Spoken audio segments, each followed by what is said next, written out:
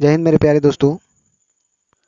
मेरे channel A to Z exam tech world में आपका एक बार फिर से बहुत बहुत स्वागत है।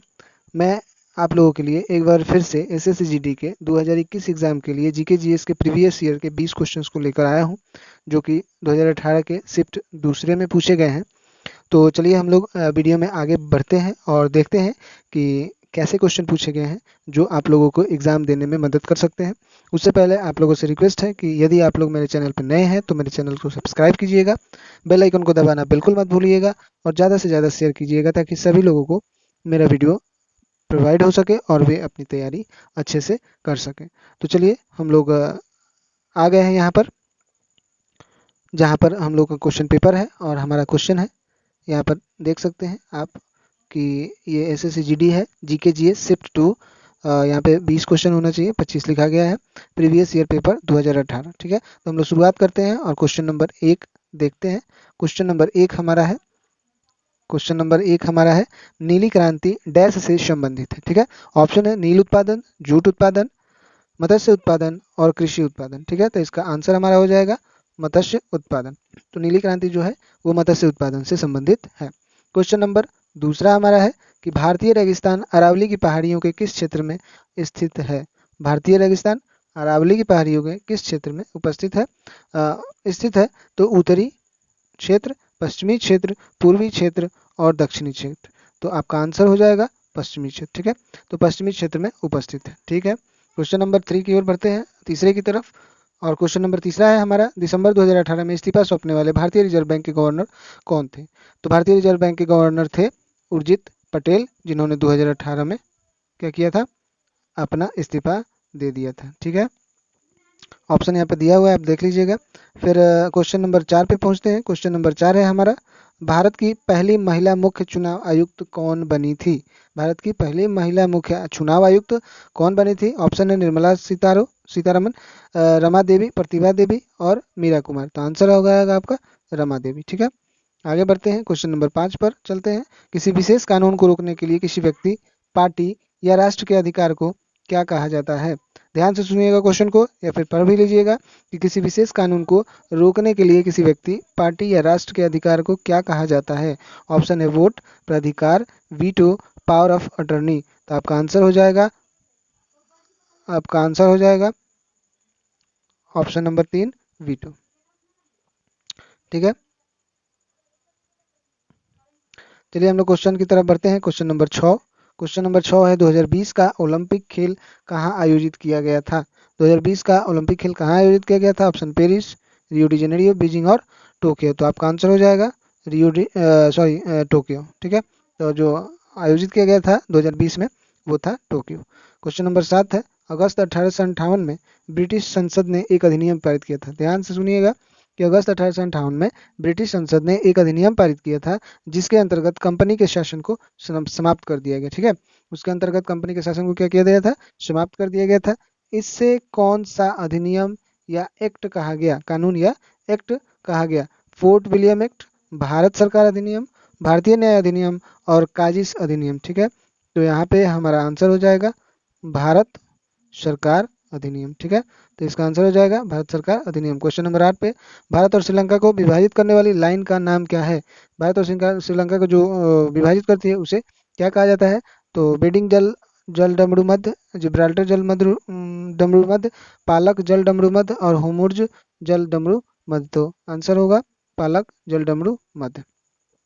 क्वेश्चन नंबर 9 है, खरीफ फसलों को किस मौसम की शुरुआत के साथ बोई जाने वाली फसलों के रूप में जाना जा सकता है।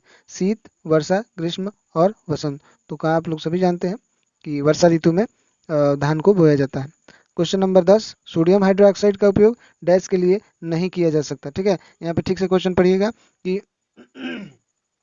नहीं किया जा सकता। ठीक है, तो धातुओं की चिकनाई हटाने में, आचार परिरक्षित करने में, अखबार बनाने में और साबुन बनाने में। तो आचार को परिरक्षित करने के लिए सोडियम हाइड्रोक्साइड का उपयोग नहीं किया जाता है।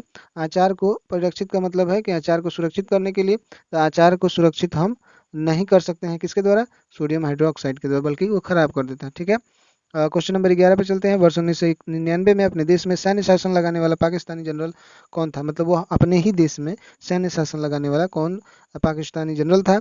तो वह था यहाँ पर है परवेज मुशर्रफ। परवेज मुशर्रफ ने ही अपने देश में सैन्य शासन लागू किया था। क्वेश्चन नंबर 12 है, सबसे बड़ा नदी द्वीप माजुली इनमें से किस नदी में स्थित है?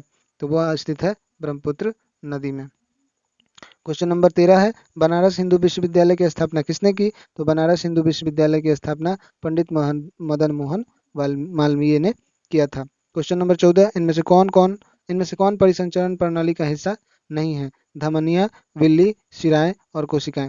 तो परिसंचरण का मतलब है कि जो ब्लड को या फिर किसी भी बॉडी में जो भी चीजें हैं जिसका संचरण करती है, ले जाती है, उसमें से कौन नहीं करती है? तो धमनियां जो है वो ब्लड को ले ही जाती है, शिराएं भी ले आने का काम करती है, कोशिकाएं भी उनमें जो है वो भी परिसंचरण के लिए ही काम करती है। तो एक विल्ली ही बचता है जो वो काम नहीं करती है, स्थिर अवस्था में होती है। क्वेश्चन नंबर 15 है, फरवरी 2019 को बीसीसीआई के कार्यवाहक अध्यक्ष कौन थे? फरवरी 2019 को बीसीसीआई के कार्यवाहक अध्यक्ष कौन थे? तो वे थे सी खन्ना।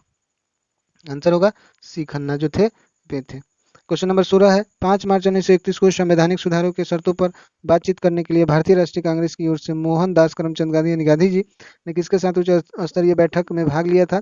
तो वो था लॉर्ड इरविन। ठीक है, यहाँ ऑप्शन नीचे दिए भी गए हैं, आप लोग देख लीजिएगा। लॉर्ड इरविन ही था जिसके साथ गांधी जी ने बैठक किया था।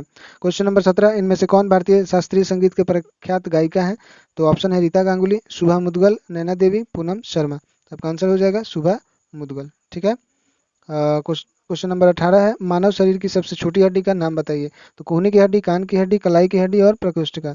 तो मानव शरीर की सबसे छोटी हड्डी जो होती है वो कान की हड्डी होती है। क्वेश्चन नंबर 19, भारत के निम्नलिखित इस्पात संयंत्रों में से कौन सा सार्वजनिक क्षेत्र के अंतर्गत नहीं आता है? दुर्गापुर स्टील संयंत्र, भिलाई स्टील संयंत्र, उसके बाद टिस्को, और 4 नंबर में है राउरकेला स्टील संयंत्र।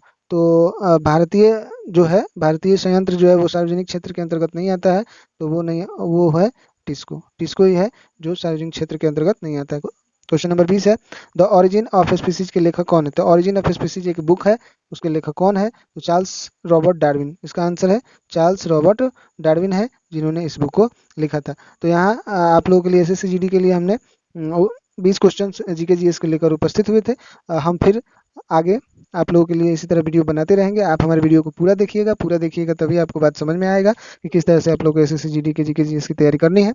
तो मेरे वीडियो पर बने रहिएगा और फिर से हम आप लोगों के लिए वीडियो आगे के वीडियो को बनाएंगे जो कि जीके जीएस के होंगे। और हिंदी के भी वीडियो हम बनाए हुए हैं, एक वीडियो अभी तक पार्ट 1 बनाए हैं हिंदी के, आगे भी हम आप लोगों के लिए हिंदी के वीडियो बनाते रहेंगे कि किस तरह के क्वेश्चन आ रहे हैं। तो आप लोग जरूर देखिएगा उसे। तब तक के लिए धन्यवाद, नमस्कार, जय हिंद। हमारे चैनल को अवश्य सब्सक्राइब करें और नए अपडेट्स सबसे पहले पाने के लिए इस बेल बटन को दबाना न भूलें।